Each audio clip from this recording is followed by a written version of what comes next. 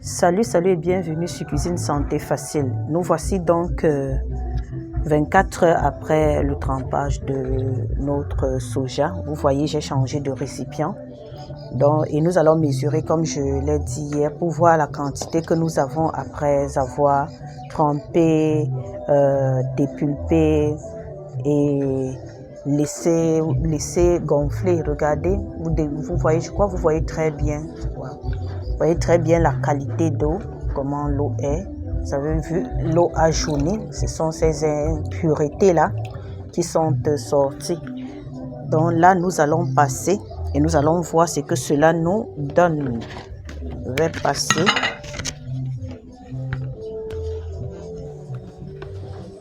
Nous aurons besoin du tanné ou de la passoire.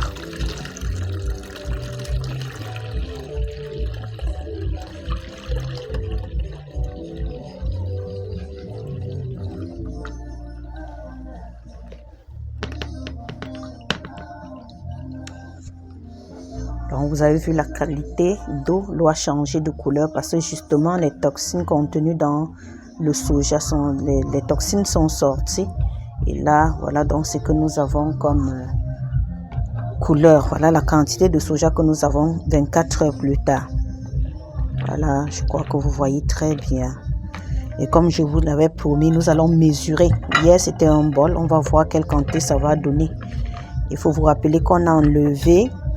Nous avons enlevé les enveloppes du soja.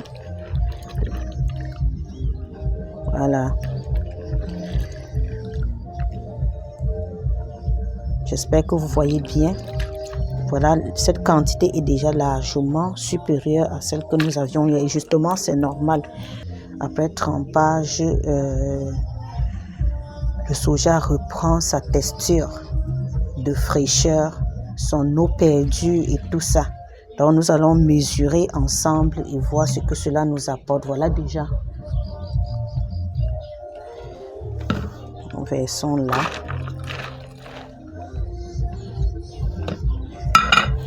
Donc avec ce bol de soja, nous avons presque 2 bols de soja.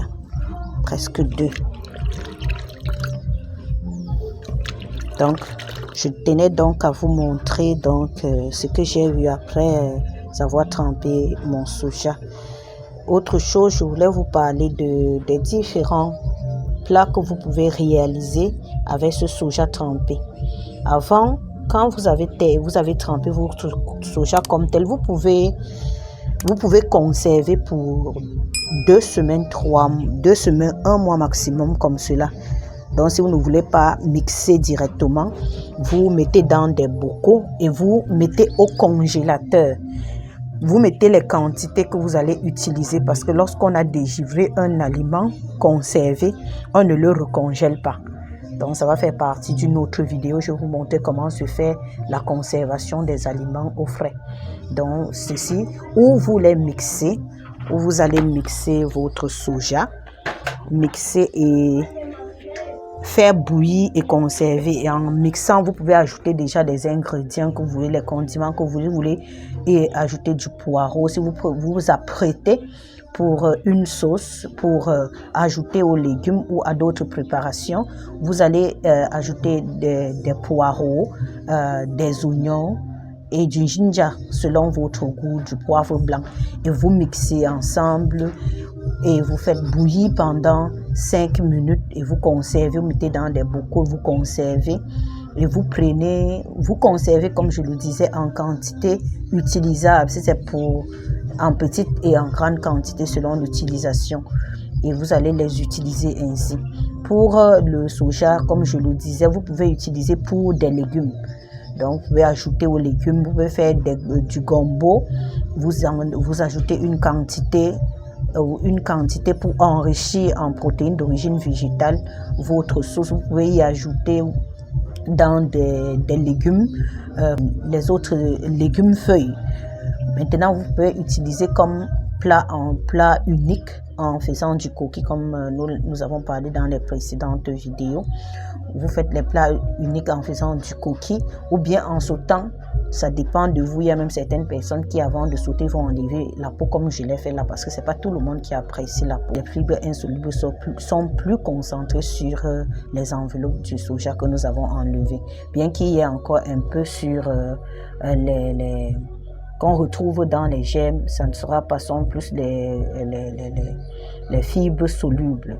Donc, et comme je disais, vous avez vu, ce soja conserve ses germes. Vous avez vu, il y a beaucoup de graines, de graines entières. Et même quand c'est là, ce sont les germes. Les petits que vous voyez là sont des germes. Ces germes-là sont très riches en protéines. C'est pour ça on fait tout pour ne pas les perdre lors de la préparation, lorsque vous vous apprêtez pour son utilisation. Et vous savez l'importance nutritionnelle de ce soja. Ça joue grandement sur la prévention des maladies cardiovasculaires, non seulement à cause de leur richesse en gras de très bonne qualité, parce que le soja est riche en oméga 3 et en oméga 6, c'est gras de très bonne qualité.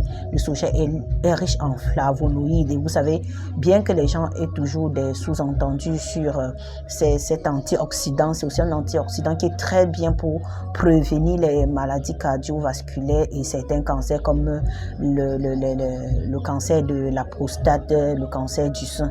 Et comme autre importance nutritionnelle, c'est très bien pour la croissance, pour la réparation des tissus, pour l'entretien du corps. C'est très important pour la densité osseuse, sa richesse en vitamine K, sa richesse en vitamine B1, B2, B3, B6, sa richesse en vitamines, en fer, en magnésium et en potassium font donc également de cet aliment un excellent aliment pour le cerveau, pour le bon fonctionnement de notre système nerveux.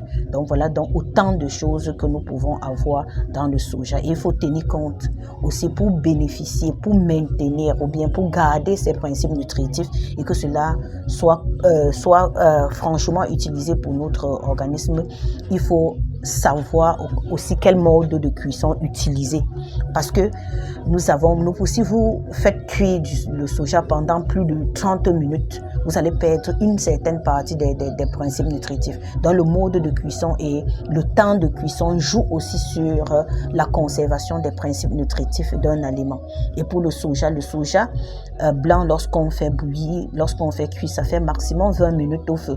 Quand c'est le soja grillé, parce que pour faire le soja grillé, vous allez sécher ce soja, parce que s'il y a deux modes de conservation, vous allez sécher.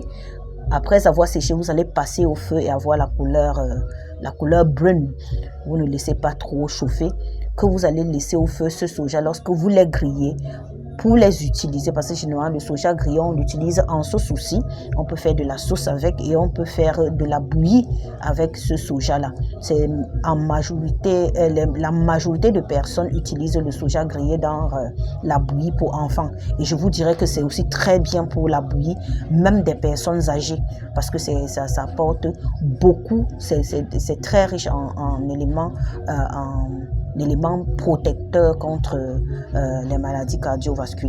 Et ça va mettre maximum 10 minutes au feu. Donc si vous mettez dans la bouillie 10 minutes après avoir versé votre soja, vous allez enlever la bouillie du feu. Donc si vous mettez 30 minutes ou 40 minutes pour cuisiner votre bouillie, vous allez y ajouter le soja à 10 minutes avant la fin de la cuisson. Que ce soit même dans les légumes, soit dans n'importe quoi que vous utilisez. Et comme on a dit hier, comme le soja perd une partie de ses fibres, vous devez compléter, vous devez y ajouter certains légumes, vous pouvez ajouter du poireau, de la tomate et tout ce que vous voulez. Et maintenant, accompagnez votre assiette d'autres crudités, des fruits entiers pour pouvoir bénéficier des fibres alimentaires. Donc voilà ce que j'ai voulu vous montrer au thème non seulement le soja, son utilisation, son importance nutritionnelle. Ok, à très vite pour une nouvelle vidéo. Je vous demande, si vous l'utilisez aussi, que vous me dites dans les commentaires comment est-ce que vous cuisinez le soja. Vous l'utilisez sous quelle forme? en entier sous forme en sauce, vous l'ajoutez à d'autres aliments, vous faites comment? Je sais qu'il y a plusieurs façons d'utiliser le soja et moi je vous ai présenté ce que moi je fais et j'aimerais que vous me disiez aussi comment vous y prenez. Est-ce que vous allez essayer? Est-ce que vous avez essayé de faire? Il y a une chose que j'ai oubliée. On fait du lait de soja avec ce soja. Donc ça veut dire vous allez mixer, vous allez y ajouter un peu d'eau, vous allez faire bouillir, extraire la pulpe, recueillir le jus de soja frais comme c'est là, vous allez recueillir parce qu'on mixe, on recueille le jus de soja. Quand c'est bien mixé, vous avez suffisamment de jus, mais vous allez y ajouter un peu d'eau parce que là, ça va être pâteux pour pouvoir extraire la totalité de votre jus. Et maintenant, vous allez soit sucrer avec du miel ou avec du sucre.